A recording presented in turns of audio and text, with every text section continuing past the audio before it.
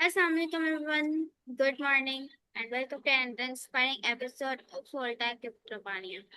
Today we are honored to be joined by an extraordinary guest, Bevan Bird. Thank you so much for joining. Bevan believed that the world's greatest untapped resources in is not money, technology, or information, but the unique gift already living with every human being. As a founder of the Aliveness Movement, he helps people discover their hidden potential, embrace and authentic gifts, and create environments where individuals and communities can naturally thrive. And with a deep passion for travel, adventure, human potential, and create a more beautiful and abundant world, Bevan has inspired countless people to step into their purpose. So, Bevan, thank you so much for joining us today. And for Soul Talk with Rubania, hi, how are you? Very well. Thank you, Rubania. Happy to be here. Welcome. Okay. So my first question is that even before we dive into your work, could you tell us about little about yourself and your journey? Okay, cool. Absolutely. Hmm.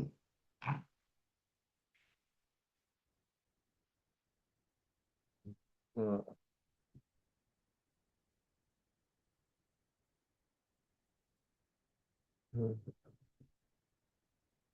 Can you hear me? yes, yes. I just have different yeah, I have different notes up. I'm going to grab the one with these Uh, questions.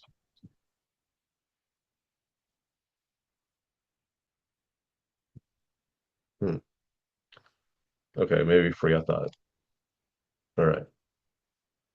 Okay, so back in 2009, it was about 4 years after I graduated PCIT and I had chosen to do surveying.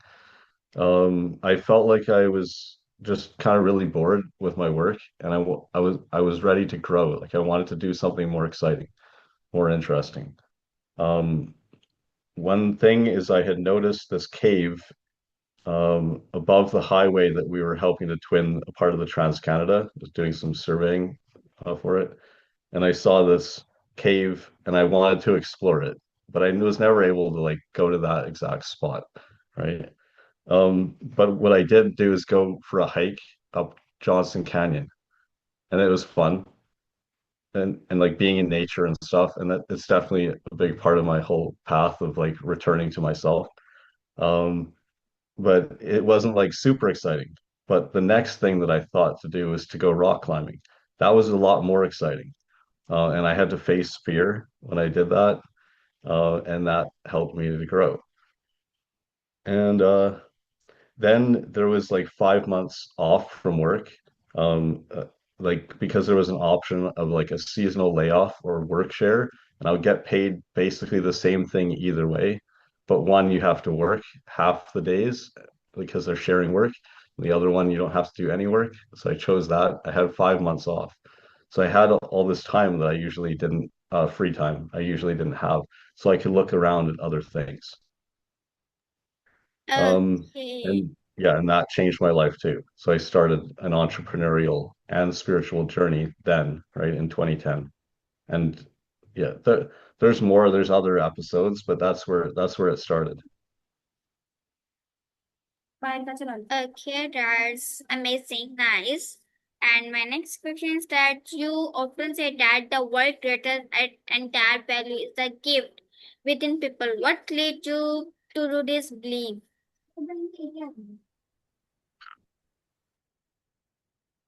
Right. Well, looking at nature and like the diversity of life, things always evolve to fill niches, right? Like if you look at these tropical islands, like in the Pacific or whatever, um, animals will evolve to fill these different niches. Like, there's no rats there or something, but a lobster will become like whatever, all these different creatures. there might be like a certain kind of I don't remember exactly. It's like certain kind of bug or something that'll differentiate into different roles just because like there are more niches open for it, right? So this is observable. So and also everyone is created for a reason, right? Like we all exist for a reason. Creation or life, which I'm saying is the same thing, does not make mistakes.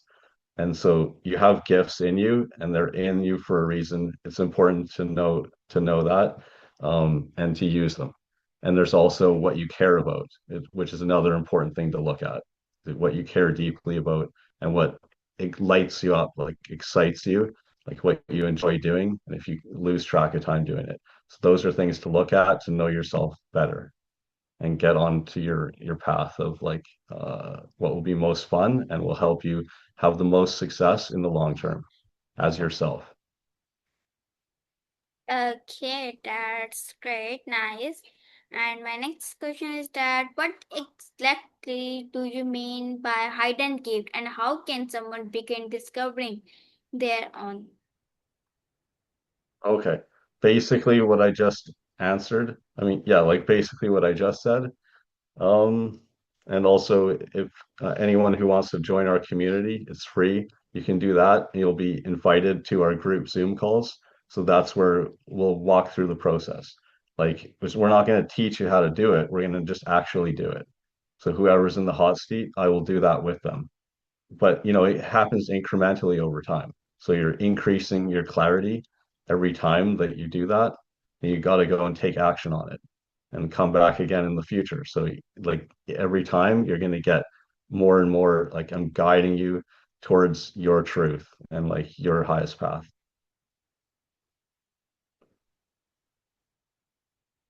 Okay, my next question. Can you share the story behind creating the Aliveness movement? Sure. Okay, I started to tell it before and then so continuing from that, right? Um in 2010 I was doing my first entrepreneurial things. Like one thing that the main thing that I was doing was helping small businesses with their social media, um, consulting them basically on how to do it. And after about so less than a year, I'd run out of the money that I had and my credit. And I got evicted from the place that I was renting for about 10 years. So after this, my dad let me live with him. Like I'm just making it simple. I'm not going to go into every detail. Okay, so that like I felt like I had kind of failed, right? I felt bad about myself, but I was very grateful that he said I could stay with him and he said I could stay as long as I wanted. So I felt very loved because of that. And that's my first experience of a creative haven, which was like, just having the freedom of being able to focus on what I want to focus on and not a pressure of needing to make money right now, like this month. So it emerged from that. And if we look at later, because I'm not sure if you're going to ask another question about this later, I'll say it now. So in 2024, I was launching Discover the Magical Worlds Within, an earlier version of this, and not the first, not the first experience either. But I happened to have a business partner or like a collaborative partner that I thought we could do this together, but we turned out not to be aligned. Well, this took me way off my path, and it also used up all my money, all my energy, and time even. And so I learned so much from that, right? Like about trusting people, boundaries, and like seeing red flags. Uh, there's just so much from it. I'm still definitely unpacking that, but now of course processes are in place, right? And like trust will be given, gradually and earned, right? Like over time through witnessing how people behave rather than like given all at once is a major part of it. So I felt like I had nothing, but I still had that creative haven, as I said, when I went back home, right? So then I returned to myself and like started to feel good again. I was still feeling pretty bad, but I started to create because the creating always felt good, playful creation. And I did that. And I also rebuilt my offer and distilled it, right? Made it better and more powerful. And I did that repeatedly. And that's how we got here now.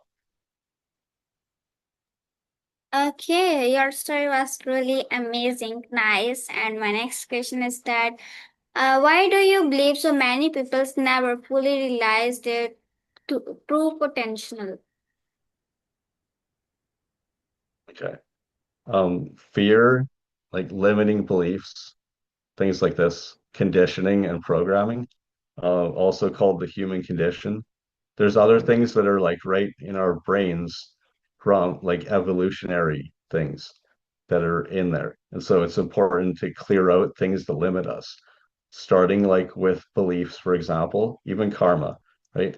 Beliefs that are not in alignment with who we want to be, like, and where we want to go. Yeah.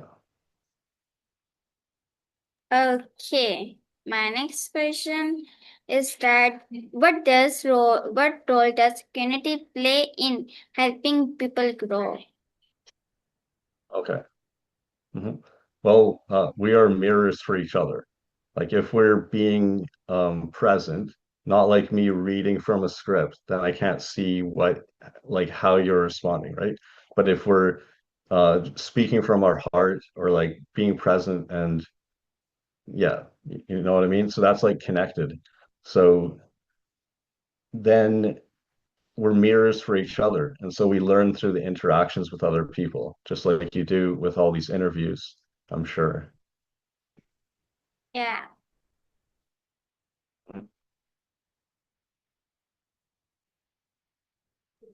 Okay, my next question is that you talk about creating environments where healthy pattern naturally emerges. So, what does that look like in practice? Okay. So like that's like the group Zooms that I was referring to, right? So we practice aliveness together. People who maybe went through a dark night of the soul and are ready to rise again like a phoenix. They come to these Zooms, right? They may feel like drained, right? They may not feel totally clear or inspired with their thing, or they may be discouraged, right? And then what happens is they become clear and excited. And also, there's the community aspect to it too, right? If one person is the one that I'm talking with, and I ask them some questions, like what lights them up and whatever, I ask certain questions, and it'll be unique to them too. It's not always the same questions, but it's whatever will draw out like their truth, right? And so they're learning about their self, and I'm just being a clear mirror for them. And so yeah, they just get connected with their own aliveness, their life force, right? The God within. Enthusiasm means the God within. And like our connection with God, creator, source is the most important thing. That's what we help reestablish first, because I realized that was the most important thing. And like people are so disconnected and thinking that things are outside their self, and that connect like that they're not even connected to God, right? So we reconnect, and like there's an infinite creative spirit that is within us, or like that is us, right? So we just reconnect with that, um, and connect with their truth, and they're sharing it, and so when they're speaking their truth, then they're becoming more powerful, and it's the power they always had, right? They're just like reconnecting with their light and power. Okay, that's a wonderful. And my next question is that what are the biggest challenge people face when trying to live authentically? It might be other people. It appears to be other people, but as I said, with the fears and the limiting beliefs, it's stuff in ourself, and other people are mirrors for us. So it shows us like how we feel, depending on how other people respond, can show us things to like make peace with and clear in ourselves. Also, other people can, it depends on the person, right? So.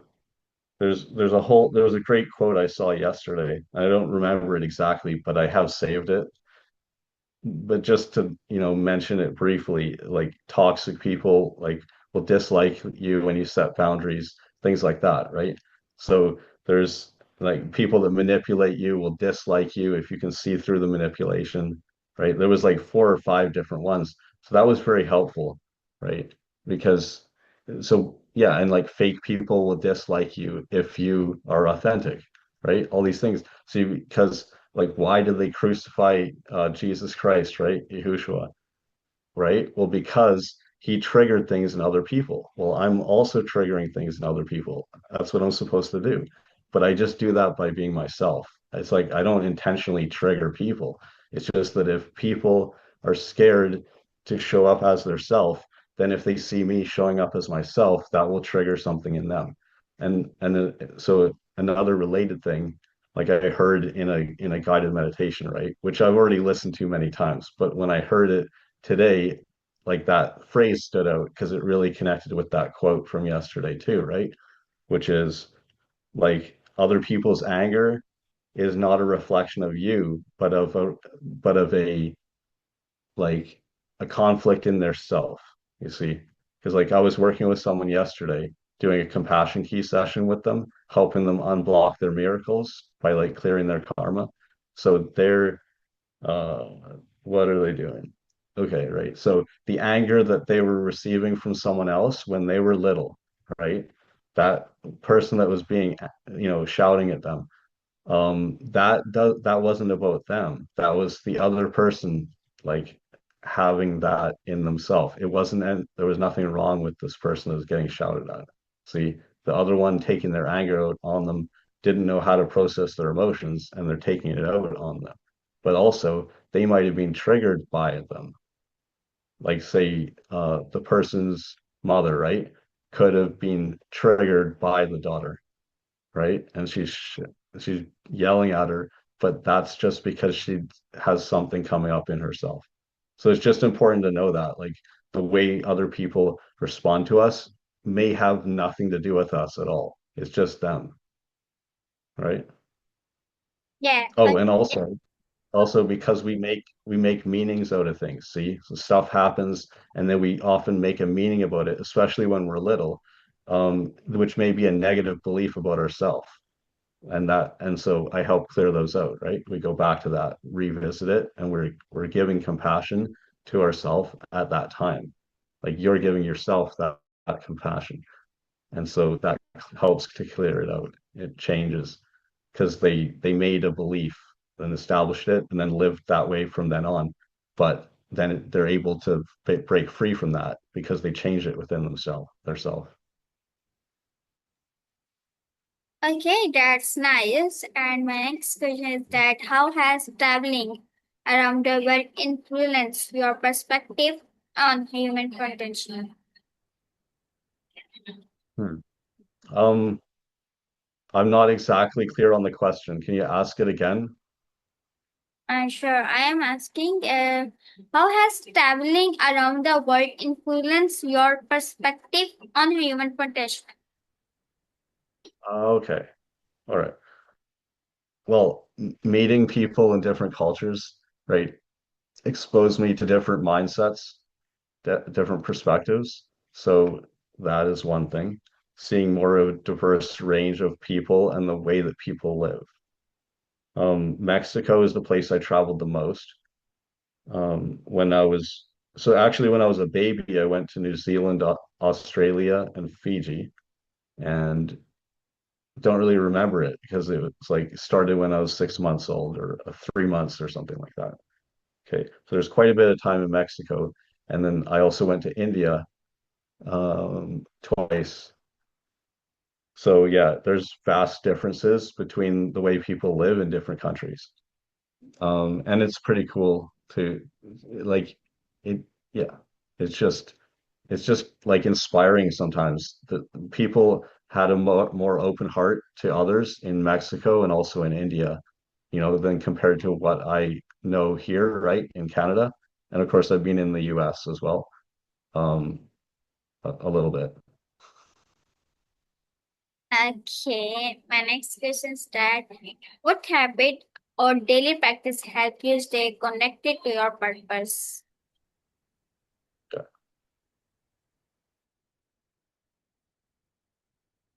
Practicing the things that are part of my aliveness path, which are the like what I've chosen, are now I probably do more than those, but when I distilled it down to three things, that's what I'm sharing right here.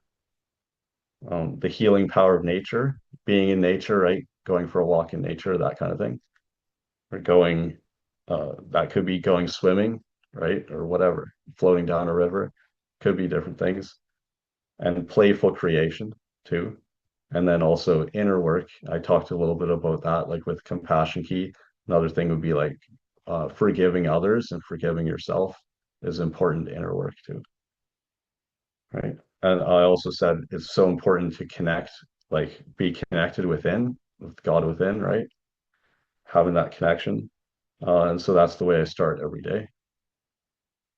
And so like having 10 minutes of silence with no stimulation is a good thing, especially for people returning to their self.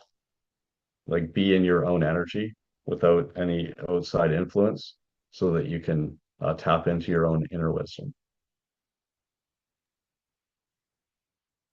Okay, that's nice. And my next question is that how can young people discover their strength instead of comparing themselves with others?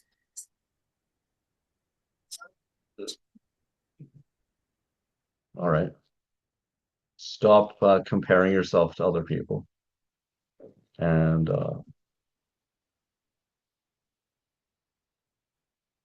look at what you've accomplished, like things that you've created, things that you're proud of, like things that are authentic for you, things you did when you were little, and like things you enjoy doing. Start making a list of them, write them down. Like you've accomplished all these things, like uniquely, things that you did. You might take them for granted, but just start to note them down. And like it's part of your individuality, right? You're unique, and then you'll get to know yourself better, and you'll be able to create your own story, right? Your true story of your life, like challenges you overcame and what you learned from them, and there's wisdom in that. Okay, my next question is that in your opinion, what does true success really mean? Hmm. Interesting questions. um True success, okay, being true to yourself. That, in my opinion, right? It's not the same for everyone, in my opinion. Yeah. My dad inspired me, and I eventually figured out what it was that inspired me most about him. I told that story briefly at the end of the interview last night with Sadim. And the thing is that because he lived true to himself, right? He didn't go into it's similar to in the movie The Dead Poets Society, but he doesn't kill himself. That happens in that movie. My dad does not, he did not want to go into the family business that his father set up because he would have to be fake. He didn't want to be inauthentic. He wanted to be himself and do what he believed in based on what he observed in the world around him, right? He had certain beliefs and like his principles. So he wanted to be true to himself, and he did that and became a farmer, which is what he wanted. And he did other things in his career or like series of careers, right? Life. He did things that excited him, and it's inspiring. There's so many true stories, right, from his life, and he had an impact on so many other people. And I made a dedication to him in the first issue of my newsletter. Yeah. Okay, that's a wonderful, nice answer. And my next question is that how can leaders create practice where people naturally give are recognized and encouraged? Mm. Okay. All right. Could you please ask it again? And sure. How can leaders create workplace where people naturally give and recognize and encourage? Leaders, right? How can leaders? So it's like the culture in a workplace and like bringing out people's gifts. Okay. Listen to people. Like you could implement an onboarding process where you not a normal interview, but I mean maybe you still have the interview before and filtering people or whatever. I'm not talking about changing your process, but I'm saying though that definitely in onboarding new people, have a new type of conversation with them as well to get to know who they are on a soul level, is what I would recommend. And so using the same questions that I use, right? Like what lights you up and things, what excites them the most, things that they're proud of that they've accomplished, like whatever, things to get into understanding their gifts. So the same questions I use and maybe a few more as well, and just a real conversation with them, not just a script, right? So flowing with the conversation, but the questions are a guide to help you start that conversation. Really listen to them and make it about them and seek to understand, right? Not to place them in a role, but to see what potential they might have. Okay, that's great. And my next question is that what advice would you give to someone who feels stuck in life right now? Feel stuck. Okay. Yeah. I would say join our community. Definitely do that. Yeah. Because being in it will help you by being inspired by the others around you as well. And if you come to one of our group calls, then you'll get to work with me directly, right? And that will help you connect with your own aliveness very, very quickly. And that's the point. Um, but what you can do on your own, right, would be the same thing, the questions, right?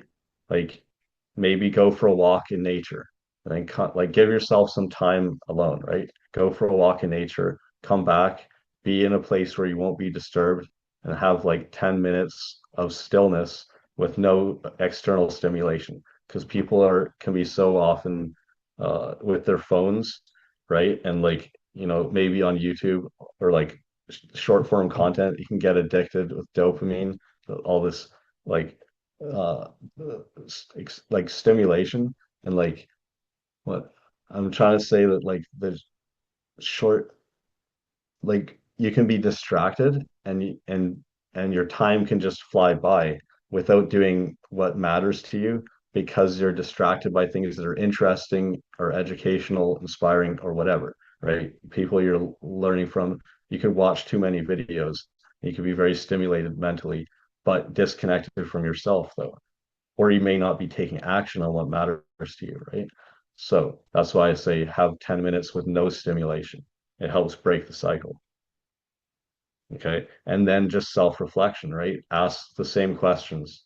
Ask those to yourself and have paper so you can write insights that just come to you in that relaxing time, in that peace, in your own peace, and in that in like you release resistance so you're receptive, right? You can receive inspiration within. So you could write things down, but also you could have a voice recorder. You could record a voice note to yourself on your phone. So either way to capture the insights. Okay, that's nice advice you can give my audience, people's, young people's. And thank you so much for sharing your wisdom, your journey, and your inspiring wisdom with us today. Your insight remind us that every person carries unique gifts waiting to be discovered, nurtured, and shared with the world. It is a powerful message that encourages us to stop comparing ourselves with others and start embracing who are truly are. So thank you so much everyone for watching and listening. We hope today conversation inspire you to believe in your own potential and take one meaningful step toward living a more enhancing, purposeful, and open life. And if you enjoyed this episode, don't forget to like, share, and subscribe to Soul Talk with Rubania. So thank you so much once again. Mm. You're welcome. Thank you for having me on your show. Okay, welcome and thank you. Allah Hafiz everyone. Bye bye.